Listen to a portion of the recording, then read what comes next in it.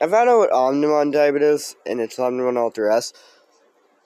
If you're wondering why I have a Betamon there, that was an accident.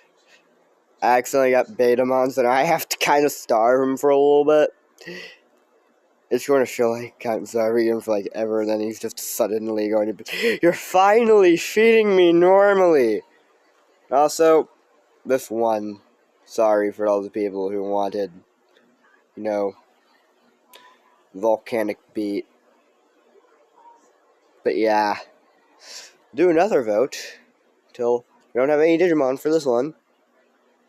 Well, any Megas.